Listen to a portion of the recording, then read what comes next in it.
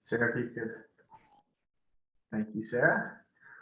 So hi, everyone, and welcome. Thanks for joining us today to learn about how your town could use the American Recovery Plan Act, or ARPA funds, to support local energy initiatives. So I'm very excited to see all of you here and the interest in this topic, and really appreciate you taking the time to learn more about ARPA and energy. And my name is Jeff Martin. I'm the Regional Energy Coordinator at Two Rivers. So I work with 7 towns in our region to implement projects that further their energy and climate goals. And I'm joined today by 2 other staff from Two Rivers. We've got Sarah Raitt, who's raised her hand there. She's the regional planner who works on all kinds of things, but including transportation, brownfields assessments, and hazard mitigation project. But importantly, she's also our ARPA specialist at Two Rivers. So if you ever have questions about ARPA and just ARPA generally, not necessarily energy related ARPA questions, you can always reach out to Sarah for assistance. And then we also have Stephen Bauer raising his hand now. He's a senior planner working on zoning bylaw development, state and regulatory issues, natural resources management, and also spends a lot of his time working on energy. So if you have an energy project that you're working on or thinking about and want some assistance, Stephen's a great contact to reach out to as well. Now, most importantly, we have Katie Buckley here from the Vermont League of Cities and Towns, and she's the director of the ARPA Assistance and Coordination Program at VLCT, and she's extremely knowledgeable about all the details of ARPA and how towns can best take advantage of these federal funds. So thank you, Katie, so much for being here today to share your expertise. And at this point, I'll turn it over to you. Great, thank you, Jeff. I'm excited to be here. I would say I'm as much an expert as anyone can be with ARPA. It's a constantly changing thing, and interpretation is growing each day and how it can be used. And so I'm delighted to be here. I do have a slide deck, and I'm hoping I can screen share without a lot of hiccup. And for those of you that have already sat through some of these slides with me, my apologies. But I'm going to go through some of the basics first. And if you could just let me know, just dismiss my appointment if my screen is up. Can you see that? Great, excellent. So I'm going to run through the slides pretty quickly, if that's okay with everybody, so we can leave lots of time for question and answer. So what we will cover today is Vermont's share of ARPA, some basics first, and then I'll get into the energy slides. Timeline and planning, eligible and ineligible uses, OPM, which is other people's money, public engagement, Vermont and nationally, what's occurring, the role of VLCT and the RPCs, and some slides about energy that I put together. So Vermont is receiving $1.25 billion of money through the American Rescue Plan Act. It's coming through as the Coronavirus State and Local Fiscal Recovery Funds, but for ease of conversation, we just call it ARPA. So about a little bit over $1 billion is flowing through the state of Vermont, through state agencies, departments, and other organizations. 121 million was allocated to the counties. And if you have been following the news or you work in a municipality, you know that that money, thanks to our congressional delegation, our governor, and Vermont League of Cities and Town pushing on Treasury to have that money reallocated to municipalities, since we don't actually have a county style of government here in Vermont. So that 121 million got layered into towns. We have 2 metro cities. They are Burlington and South Burlington. They got their money directly from Treasury, and a little bit of excess, $20 million.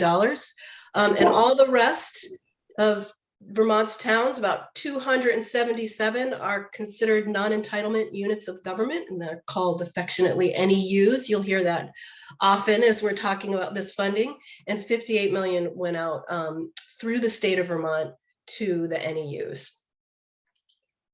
The timeline for ARPA funding. So by now, all municipalities throughout the state are in receipt of their first tranche of local ARPA money and the county dollars, and that went out in August. So by Labor Day, that was cash in the bank.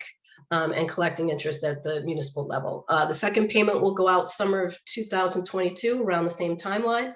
All funds must be obligated by December 31st, 2024. That means they must be committed to projects, contracts, signed, that sort of stuff. And then all funds must be expended by December 31st, 2026. That means all the money needs to go out the door by that date. Any funds remaining will be returned to Treasury. So this is VLCT's planning framework.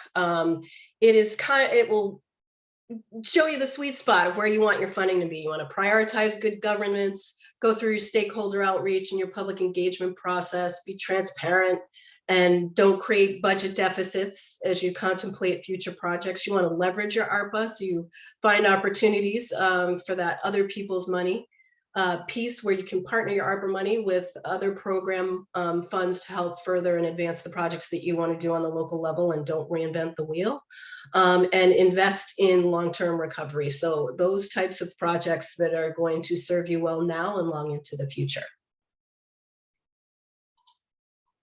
What you can and cannot spend your ARPA money on. So there's 7 categories that you can spend money on.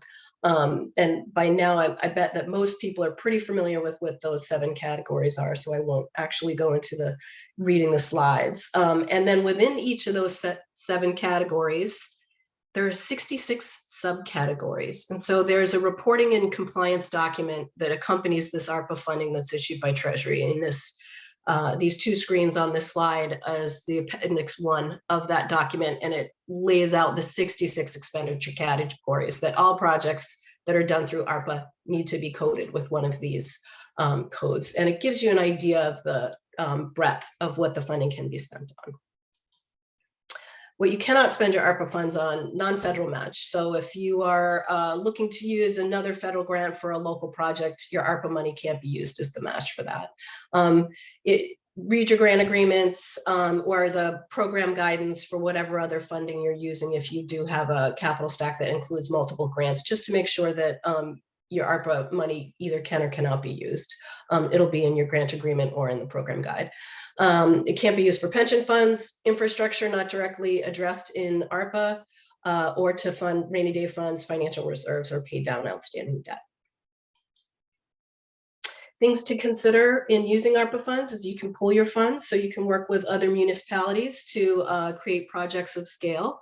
You can transfer your funds, so you can transfer funds to a nonprofit or another eligible entity that's defined in the interim final rule, which guides all of this funding, and they would be your subrecipients.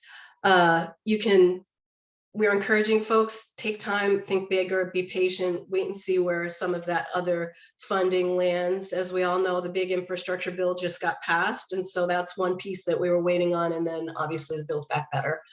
So as you prioritize on the local level, what might not be funded through ARPA could be funded through perhaps some other federal programs that are coming through. Other people's money. We held a funders webinar on October 19th. We had incredible participation. We had members of state agencies for those agencies that have already have some ARPA funding that's being deployed through them. So half of the state's $1 billion, I referenced that in that first slide of Vermont's share, half of that has been allocated by the legislature. Actually a little less than half, a little more than half is going to be allocated in the next session. So more to come on that. But if you're interested in learning more about other funding sources, you can click that's a live link. And just as a housekeeping, anywhere where you see that sort of cobalt blue language that's underlined, they're all live links. So when the presentation shared afterwards, you can click through to all of this stuff. This is the state's recovery plan document, State of Vermont Recovery Plan. They're required to do that for their ARPA funding, to submit that through Treasury. And what's great about that report is it lays out how the state of Vermont plans on spending its $1 billion. So the very best part of this plan comes on page 10, where they outline each of their programs, they tie it to an expenditure category, and then they also include how much money. So it's important to see the state's initiatives and how they might dovetail with those on the local level. And you'll see that 18 million is going for housing weatherization there as it relates to energy. Public engagement, although it's not a requirement for municipalities to carry out robust public engagement efforts, with ARPA, it is highly encouraged since it's largely discretionary money. And so you really want to gather that resident feedback on how to spend the funds. And these are just some examples from Vermont towns. It ranges from a regular standing item on select board meeting agendas all the way down to dedicated web pages. I have to say Jericho's, I'm going to give a little call out to Jericho that they have a pretty awesome web page. They have a survey. They're doing a pretty robust public engagement effort. So they're sort of the gold standard to look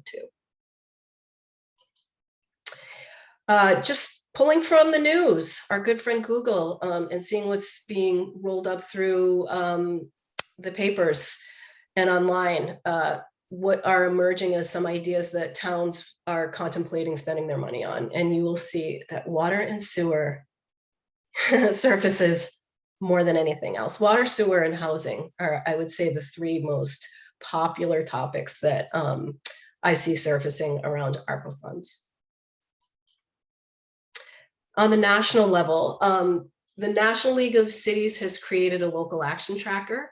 And so that obviously is a live link to their website where you can go to this, this great tool where you can see what is happening in other communities throughout the country as they're contemplating how they're going to spend their ARPA money. So although it's largely cities that are reporting in, there are pieces in there that are really interesting and relatable to Vermont. So if you're curious, it's worth poking through there and just checking out what our neighbors in other states are doing and seeing some of the creative ideas that are generated.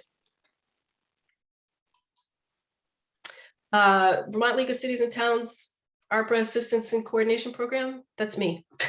All day, every day, I do this work. I do everything from webinars like this to working hand in glove with the RPCs. It's a great partnership. Couldn't do it without all of the 11 RPCs throughout the state and all the staff. It's been a fantastic way of really spreading services and making sure that we're meeting communities' needs. We do webinars, we produce documentation, we provide updates, we have a dedicated email address for inquiries. It's very busy, and more to come. As ARPA evolves, we're tracking it, monitoring it so that we can help relay that information to you in a way that is digestible and not overwhelming.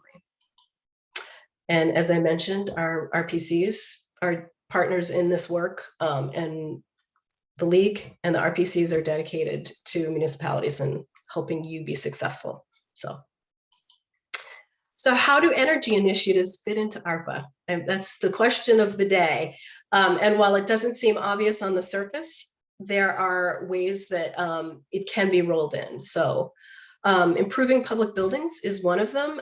Making improvements to town offices, to meeting houses, those public spaces owned by government or other public places where gathering places, you can make improvements in ventilation, HVAC systems, all that. You can make modifications to spaces to allow for social distancing. And as you're contemplating doing those projects, you can roll in energy improvement as a piece of that, especially if it reduces the reliance on fossil fuels. And in each of these slides, you'll see EC 1.7, that's the expenditure category that it's tied to for an eligible use in the ARPA, that Appendix 1 that I showed earlier. Home weatherization, you saw there was 18 million for home weatherization that's going through the state of Vermont that will be deployed out on the local level. Folks could do a weatherization program of their own that could piggyback onto the state's program to leverage more, so you could get more homeowners. The real key with most of this is affordability. So helping those who were disproportionately impacted by COVID, that is largely folks who are low income and people of color. So if you were to craft a weatherization program that targets those folks, then you are good to go with your ARPA funding. This is also included in the state's recovery plan, is affordable community scale renewable energy. And so look for state funding through the Public Service Department. The funding should roll through there. So there might be opportunity on the local level to pair your money with the states, or seek some of that state money. And again, it's tied to affordability. So if you can create projects that that are targeted towards low income and people of color, to help them with their energy costs, you're in great shape. Public infrastructure, and this is another piece, more municipal focus, but it's allowed that anything where you're going to reduce energy costs for wastewater systems, that's another allowable expense. And so those are my slides. So I'm hoping that we could jump in to a Q&A, and I'm just gonna put sort of my disclaimer out there that I might not have the answer today, that this is a constantly evolving program, that Treasury releases new guidance frequently. They just did last Friday, and the interpretation of the interim final rule grows broader every week. This is my contact information. If anybody has any inquiries, feel free to send them my way. I'm going to stop screen sharing at this point, if that's okay with folks. I do see that we have a hand raised, Will Dodge. Hi, good afternoon. Thank you, Katie, for that great presentation. So I have maybe it's more than a hypothetical question, but in Essex, where we live and where I'm the Energy Committee chair, we have kind of a nonprofit institution called Essex Rescue. It's trying to build a new building. So it's not technically a municipal building, but it's certainly quasi-municipal. They want to put in geothermal for that new building, but they don't know if it pencils out. Is that an example of something that would be eligible for ARPA funds? Is the rescue, is it like a EMS service? It's an EMS service that serves Okay. the broader community. Does it also service other communities, or is it Yes, just Essex and Westford. And I see Ann Janda's there.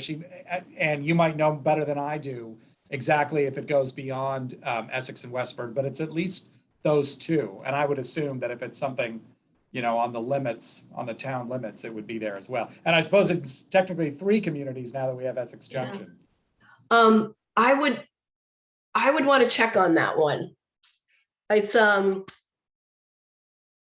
I think it would be a stretch, but maybe not. Let me take the question and I'll get back to you if that's okay. Yeah, I appreciate that. I'll send you, and I have your contact now, so I'll send you an email just as. Oh, that would be excellent. That would be excellent. And I meet regularly with other folks doing the same kind of work as what I do throughout the New England states, and we monitor all the resources and talk. In fact, I just had a meeting with them right before this about eligible uses. That's the topic we talk about most frequently, and that's where that broader interpretation comes in, and where it might be a bit of a stretch for a rescue. I think if it were a town-owned building, like if you were doing your town office and you were incorporating that in some way, it would be easier to defend. Or if you were funding, you know, an ambulance that's open to that's in use for public health issues. The building itself, operations, is a little bit of a stretch, but I think a case could potentially be made, but I don't want to commit to that without. Sure. Just one more factoid, which is that the reason that the building is being moved is for resiliency purposes, because the current building is in the middle of a floodplain. Got it. So whether that fact also might affect the analysis, Yeah.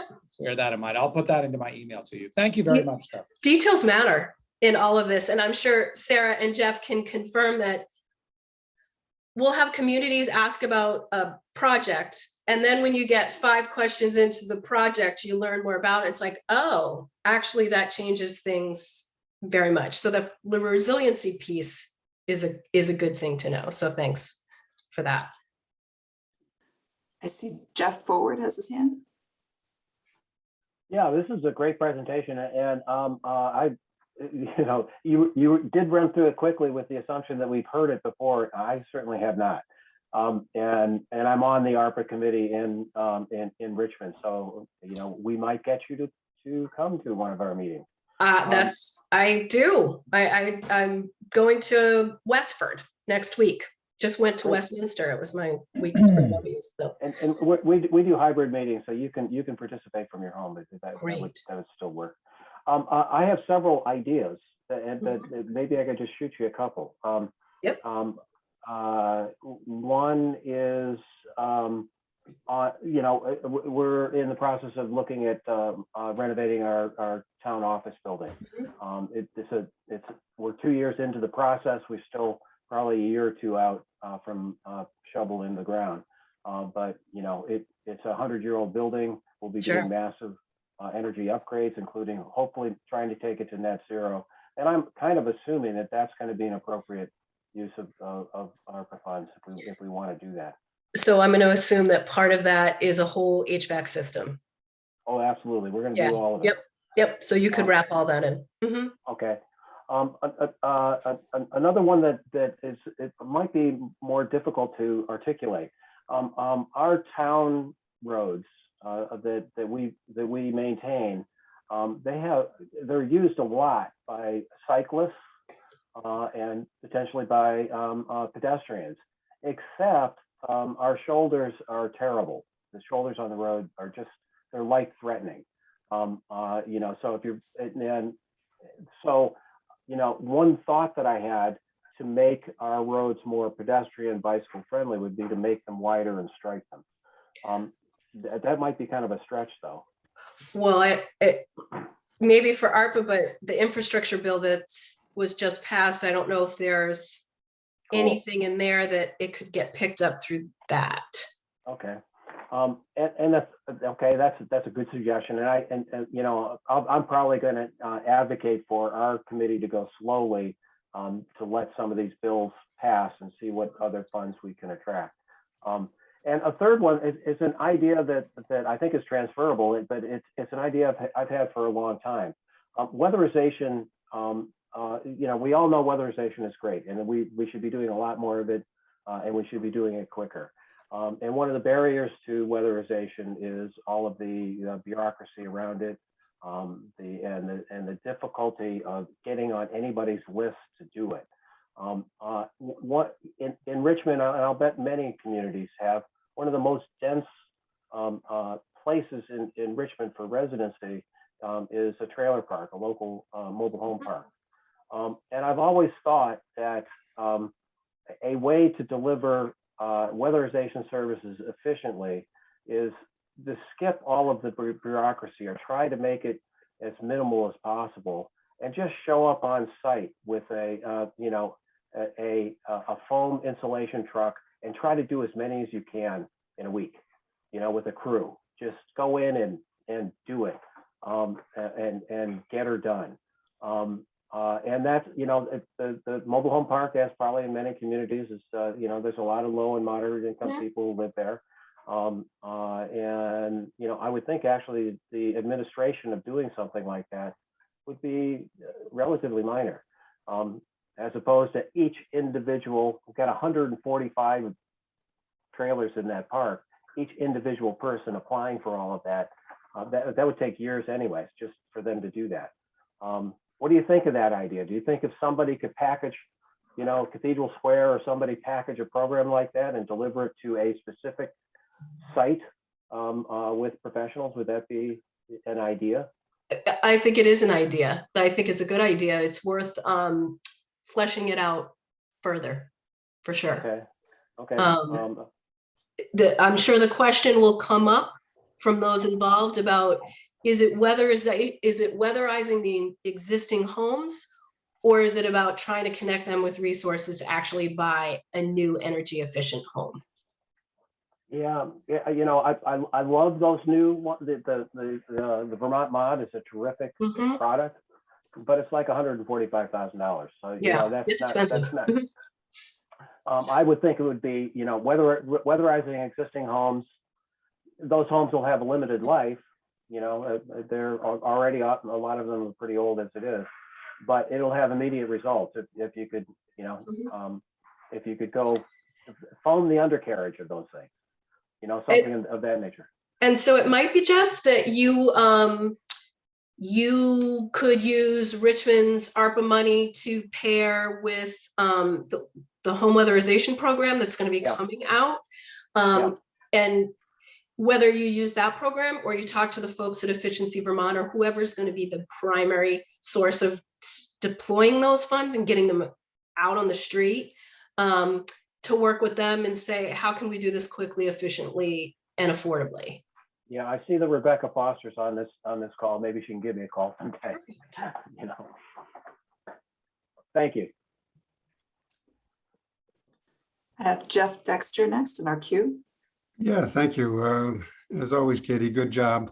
Couple of real quick ones. One regarding the National League of Cities, where you mentioned that we can get a list of things other people have done, other towns. Have all of those projects been approved, or is there a formal approval? Or they have not. There is no formal approval. Everybody's grant agreement is with Treasury itself, and there's no gatekeeper of the funds. There's no, here's my list, you give me a green light. It's towns are the deciders. So your legislative body in your community, select board, alderman, city council, whatever it is, that's where the buck stops, right there. So in these cities, what's great about looking to a city is that most of them have professional staff, attorneys on staff, and they go through and do that hard work of ensuring that it's all eligible, because they have a lot more money, but they also have a lot more staff to prove it out. So they're not approved. So there's some level of risk in that. But I feel pretty confident, especially where in some instances they include the expenditure code with it. So I'm gonna, if I can get to my, I'm gonna get there and then drop the link in the chat so you can. Okay, so it's an application process. You could be denied, or if, and I guess a follow-up would be if you got money then you shouldn't have got, you'd be returning it, I would imagine, right?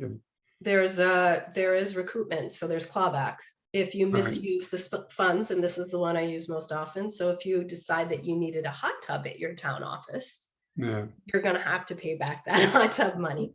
And there's the interim final rule spells out a whole recoupment process on how it will take place. But you can, if you misuse, and you know, based on early conversations, Treasury is not looking to come in and audit everybody and bring all this money back in.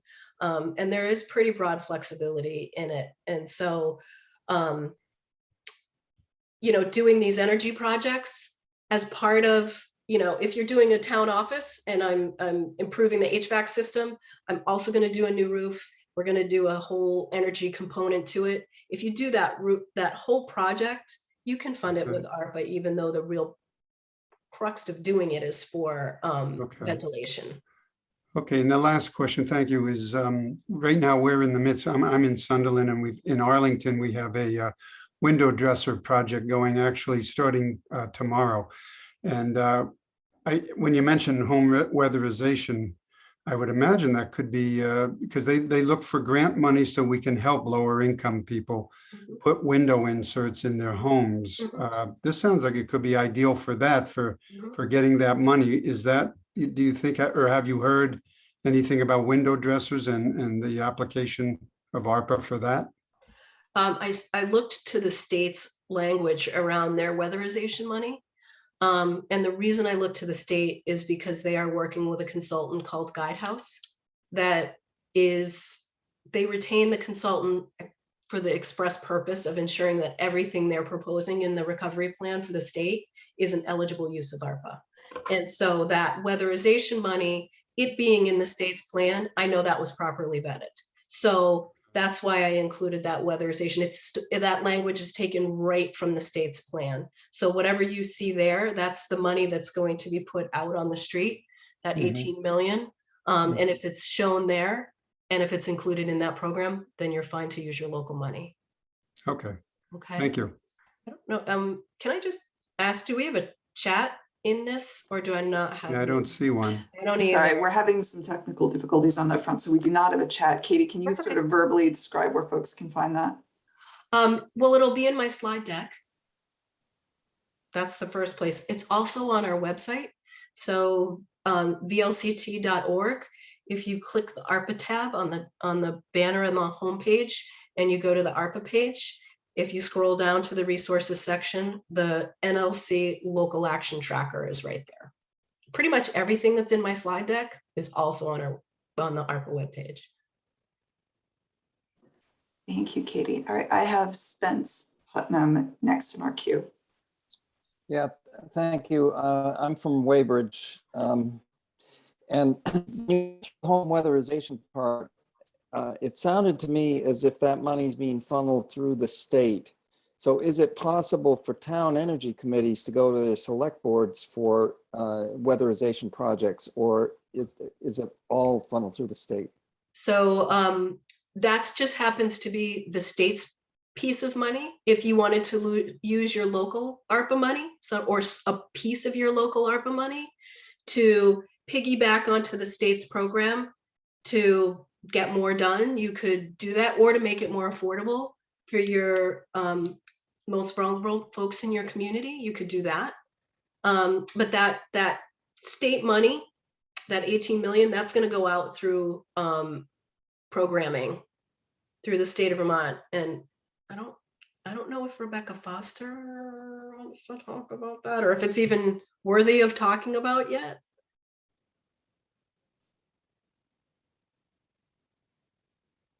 And it's okay.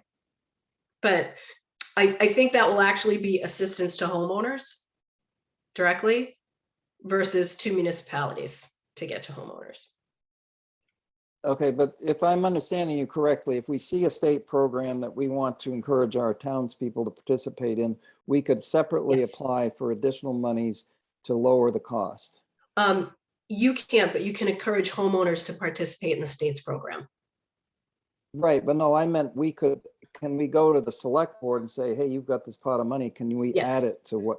Yes. That's what I meant. Yeah. Can we pair our local money with the state's money? So for our Yes. residents, if they're pursuing the state's money, we could also offer this incentive so that they could get more done. Okay, that's what I meant. Thank you. Yeah, you bet. So let's say the average assistance to a homeowner might be $5,000. I'm not saying that's what it is. I'm just sort of spitballing. If the state's money would provide them with $5,000 in assistance, you could maybe pair another 2 on there so that they could get more done. Got it.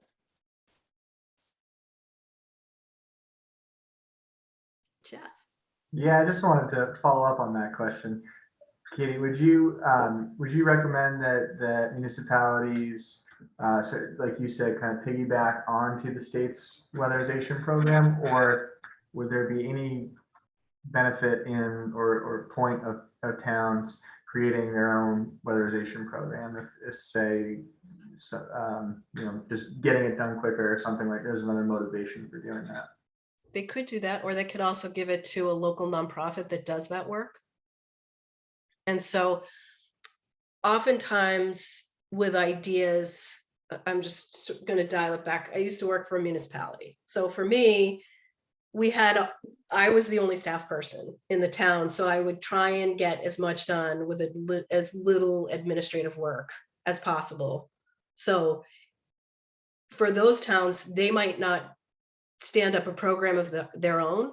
They might communicate to a nonprofit and say, here's what we want to do. We want to pair it with the state's program. Could you run it through your organization since you're already doing this work anyway?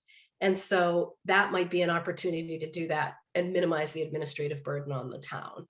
And so they would then transfer their money to the nonprofit who would carry out the work. And then the nonprofit could actually provide the municipality with the reporting out that they would then need to do for Treasury for that money. I know that sounded kind of convoluted the way I explained it. I don't know if it made sense. But rather than standing up a program where you have a whole application process, you have a vetting, a selection process, an award process, all of that. There's quite a bit to standing up a local program. And it would always be the town's responsibility for reporting, Yes. even if the money was given to a nonprofit. Mhm.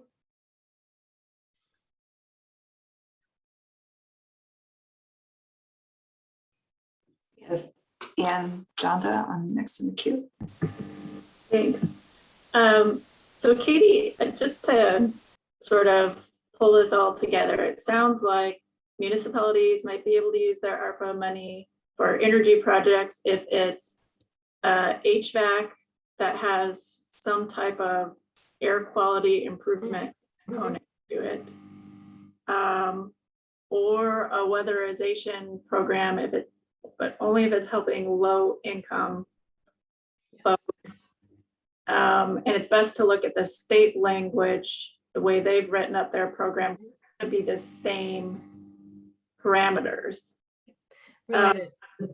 But it seems like the only other thing in your presentation that I could grab onto that has to do with energy, climate change mitigation is you mentioned affordable community scale renewable energy, but that it had to be helping communities of color. No, Correct? no, it has to, so the benefit would be to, affordable was the piece there. Affordable. Yeah, and so, disproportionately impacted by COVID is the term that you will hear over and over and over, and that looks differently in different parts of the country. Generally, it's low-income people and people of color. Those were the populations most disproportionately impacted by COVID. So that could look a little bit differently depending upon the community in the state of Vermont, but low income is the general, like, base level. So those community scale projects, and as I said, that was pulled right from the state's recovery plan. And for that, it's about affordability for low income folks. And what is an example of that? When you say community scale, would that be like a solar array, say in a low income neighborhood of Winooski? Yeah. That metering? I found on that national tracker and, you know, just doing some online research that, you know, it could be solar projects on all affordable housing, right? Or creating a solar project that the benefit of it is an affordable housing developer. So they use it to offset the cost for all of their units. So would mobile homes qualify as affordable housing in that regard? Mm-hmm. Okay. Mm-hmm. Thank you. Welcome. And for just to sort of clarify that, there might be some income qualification for a mobile home park. Because the presumption is, and the truth is, that it's largely low income population that lives there, but it's not necessarily everyone is. Whereas in most nonprofit affordable housing outside of Chittenden County, they're almost all, the projects are done 60% AMI and below. They're all tax credit projects. So that's an easier presumption, but you might have to do income certification for a mobile home park. But I would lean into the affordable housing sector to help with that, if that were. So just a follow-up, if a municipality was interested in doing this, probably have to go about it is to talk about funneling some of their money to a nonprofit like Possibly. Champlain Housing Trust. Yep, possibly. And you could, if you were to transfer that funding, you could even put in an agreement with them for the express purpose of doing energy work in housing versus some other use, right? You could be specific when you transfer your funding.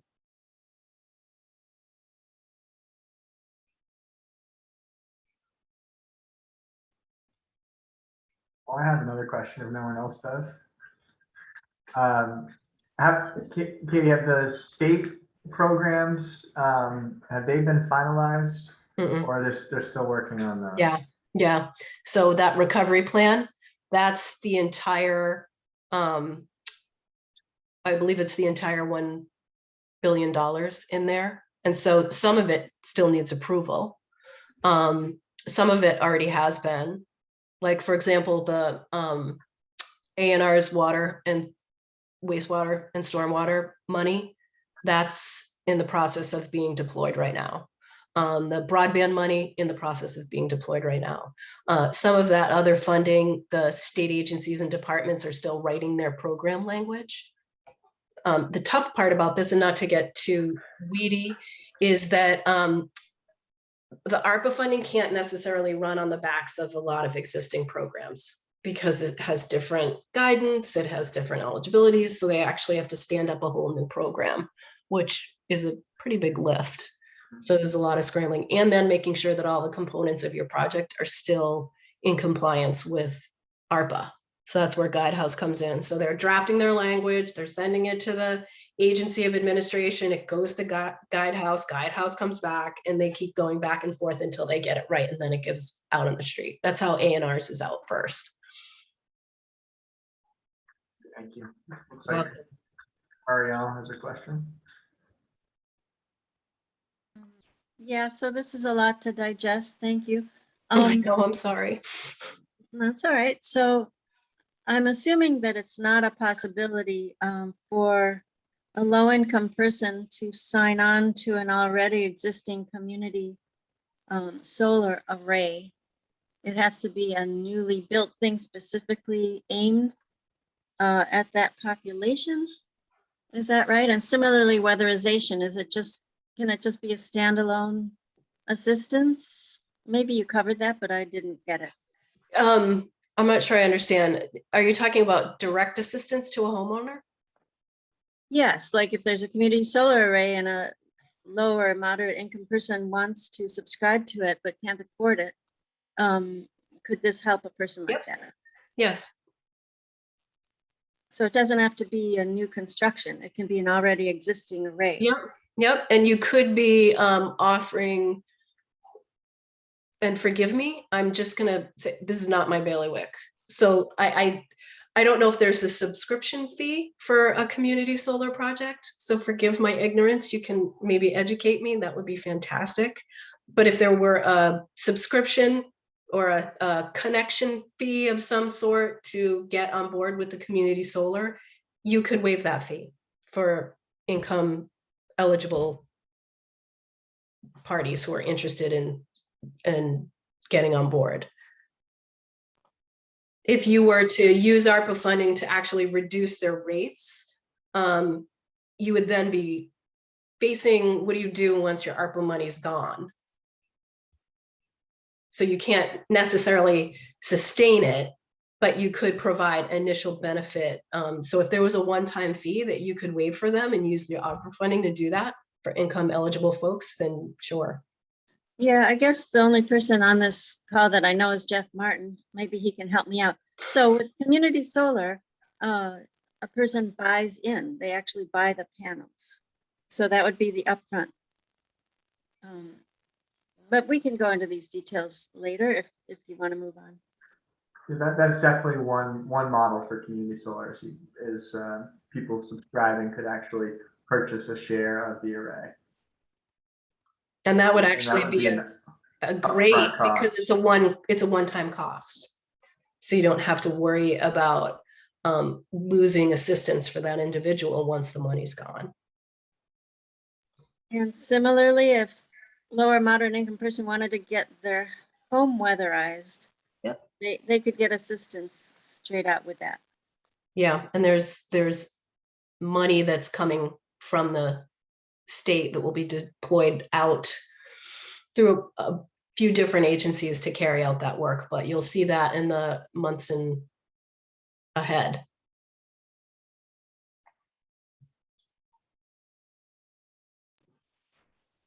Looks like we have a hand from Jeff forward. Yeah, I would concur with Jeff Martin on the one model for community solar is to buy into the project, like $1,000 a panel or something of that nature. And that helps get it constructed. And one of the reasons I imagine that she was asking about existing solar projects is it's going to be much harder to build community solar projects moving forward, not because of ARPA and all of the money, it's because of the state regulatory process. It's made it much, much harder to build new solar projects. Will there be any cost effectiveness screening for any of these measures? Do you understand what I'm asking? I do. That's one of the things that towns need to follow in their grant terms and conditions is compliance with uniform guidance. And in uniform guidance, there's that's addressed there. So how you'd actually carry that out, I'm not exactly sure. I'd need to look a little deeper into it.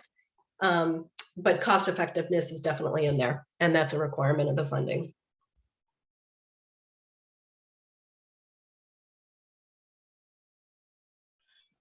So let me follow up on that a little bit. Mm-hmm. The town hall that I mentioned earlier, Mm-hmm. it was built in 1907. It's got original windows. Mm-hmm. It has a relatively new boiler, but virtually no ventilation whatsoever, other than the leaky windows. And so, one of the challenges that we've had is you can't really replace the windows without putting in a ventilation system. Mm-hmm. You can't put in a ventilation system or size it correctly unless you replace the windows. Mm-hmm. And each of those things are very expensive. They're hundreds of thousands of dollars to do either one of those projects. What we hope to do with that building is essentially gut renovate it, and reconfigure it and make it new. And I'm assuming that the town is going to have to bond for some portion of that. The numbers that you put out, they confuse me. My understanding is that there is a list of what each town is eligible for at the moment. I think Richmond is eligible for something on the order of $400,000 over 2 years. But there's a bunch of other stuff coming down. There's the infrastructure bill, which is as big, and could, and I would assume that the town's not going to want to put all of their eggs into one basket,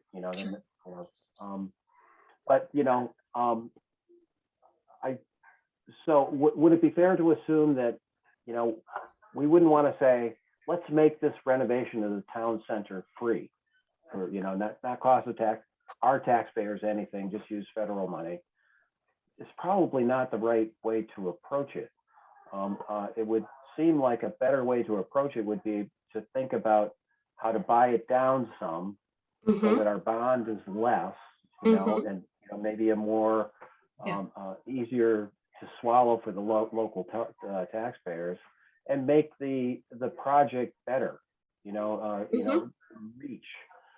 Reach for that net zero building rather than intermediary renovation that's just makes it serviceable. Does that sound right? Yes, that sounds absolutely right. Like you may need to bond for it, and not to not to hip hooray for debt, but if you were ever going to take on debt, now's the time to do it, because the price is right. And there are other federal programs. This is Richmond, and it's which building? Sorry, the town center building. Yeah, it's the town hall. Okay. I was going to say, because it's municipally owned, you can't take advantage of tax credits, which is a shame, because that's another way to fund some of that work, the HP work, the historic preservation work that you would need to do there. I'm happy to talk to you a little bit offline about some ideas if you're interested. Okay. For that particular building.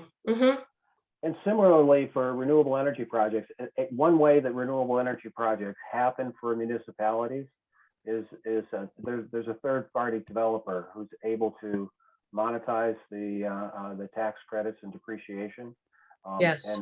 And have a power purchase agreement with the town for a number of years, reducing their electricity costs by discounting the net metering credits. There's a lot of terms here, but That's okay. essentially the problem for municipalities is they can't access any of the tax. Yeah, you don't have tax liability. But so could this money be used in some fashion by private developers? That's what I was going to talk to you offline. Is there a creative way to do this? Okay. So, Okay. because historic buildings are an interesting animal. We have a lot of them, and that one is of scale. It's a pretty big building. Yeah. So. Yeah. It's about 20,000 square feet. Which is one of the bigger buildings in our town. Yep. And so not to get too weedy for the rest of the folks, but you might be able to come up with a financing model for that, which is very it's a non-traditional form of getting the project done. The flip side of that is, while it might look a lot better on paper, it might be very hard to explain to your voters. Yeah, right. So that's really the piece that becomes the tricky part. But like I said, I'm happy to have an offline conversation with you. I kind unfortunately, we're not ready to go out and bond yet. We probably won't be for a year or so. And who knows what interest rates are going to be like then. I wish we could borrow the money right now and just put it in the bank. And sure. We probably can't do that. Okay, thank you. You're welcome. Stephen from Two Rivers. Hey, Katie, I just had a question thinking off of what Jeff was talking about on behalf of all our towns that are working on potentially updating municipal buildings. So like a town office. So the way that you were describing the expenditure category 1.7, and maybe I heard this wrong, but it kind of sounded like, okay, well, your kind of gate for opening is ventilation. So if you're putting in a new HVAC system, then everything that comes into weatherization, new windows. Yeah, windows, doors. Yep. Putting like even as far as putting on a new roof for solar ready. That's essential for air quality. Okay. So so what I look to is some of the energy work that was, the ventilation work that was done in the ESSER funding. That was ARPA funding for schools. And you see some of the items that were allowed in that. It's a pretty broad brush stroke. Ventilation is a broad brush stroke. Yeah, right? I mean, yeah, it seems broad enough to where I haven't been able to find anything in the interim exactly. You final could drive rule. not just a Mack truck through, but like a fleet of them through. And so it depends upon who you ask. Okay. And so that ASHRAE slide that I had in my presentation, there's a link that takes you through to that. And if you click through that, there's some great information in that slide. Great information. So once you get the deck, go to that link. I mean, it's a very cool looking slide anyway, but all of those little icons that are in it are actually, you click on those and it takes you to a document. Okay. And some of it's on the EPA's website. So it's a broad brushstroke. Okay. Yeah, I think it would just be helpful to be able to explain to towns just absolutely an example of this is what fell under that, and so going forward, to give them a little bit more comfort. Definitely. There's not going to be a recruitment process after. Absolutely, that's the biggest this money forward. Yeah. And that's what we're seeing from, and I'm sure, everybody in the RPCs that it's on the call today, towns are waiting. They're waiting. You want the interim final rule to be a final rule, right? That's a little bit more solid than an interim final rule. You want more guidance to come out on eligible uses because broad latitude is a pretty scary term when you have voters that you need to account to. and you have the potential of having to pay back funds. Typically with federal funds, as we all know, it's crystal clear what you can and cannot spend the funds on. The project is designed up front, you put it together, and you then apply for your funding, and you know that funding is going to work with that project because probably largely you designed the project so that it would meet the funding. This is completely opposite of that. So there's a lot of discretion, and if you just sort of combed through the latest compliance and reporting document that was issued on Friday, the word latitude is now changed to discretion in there. And that's a scary term for people who like black and white, which Well, I'm thank you, Katie. too. Yes. Say so do I. Adam from ACRPC. Hi, Katie. It's Adam. Hey, Adam. How are you? I'm well. I also have three towns with public buildings that historic buildings that they are looking to redevelop. So I've listened to all your comments about energy, and that is good. They specifically have, most of them have specific questions about foundations as well, which I suppose can get into the envelope and things of that nature. But I'm also looking for information about other funds we can use this ARPA money to leverage for some of these historic buildings. So in addition to preservation trust stuff. Yep. I think it depends if they're municipally owned or owned by a nonprofit. Each of these are municipally owned. Yeah, you're more limited in the municipally owned buildings. If they were owned by a nonprofit entity, then there would be a lot more funding opportunities for them in addition to their ARPA. So if it was in a downtown or a village center, they could apply for tax credits. A municipality can't do that for a municipal building. If it were, the Jeff's project in Richmond, if it were a tens of millions of dollar project for a gut rehab, it could be, use historic tax credits, the national program, to get 20% in. It depends, on the project, but nonprofit, if it were a nonprofit entity that was an income generating property. Okay. You don't know of any utility funding projects, GMP or things of that nature? But it'd be worth asking, and sorry to get weedy again, Adam, but maybe this goes in a thought partner of PTV, of saying, okay, how can we assemble some resources around these historic buildings? Who can we convene around the table to see where there are resources available that we could put into these projects for municipal buildings? I'd love to do that with you. Yeah, same. They're in every town. Every town needs this, whether it's municipally owned or it's a Grange that's owned by a nonprofit organization or whatever. There's a high need. We're almost at time, so I think we should probably stop here. But thank you so much, Katie, for all of this information. Yeah, you bet. Extremely helpful. So I see Ann's hand up, but I'm simply going to say that you have my contact information. So call, email, whatever, for anybody on the call. That's what I'm here for, as are the RPCs. So don't be shy. And between us, we'll answer directly or find the answers for you. Thank you, Katie. Thank you, everyone. We did record this, so we'll post this on our website, and you feel free to share it with anyone who wasn't able to join today. Thank you.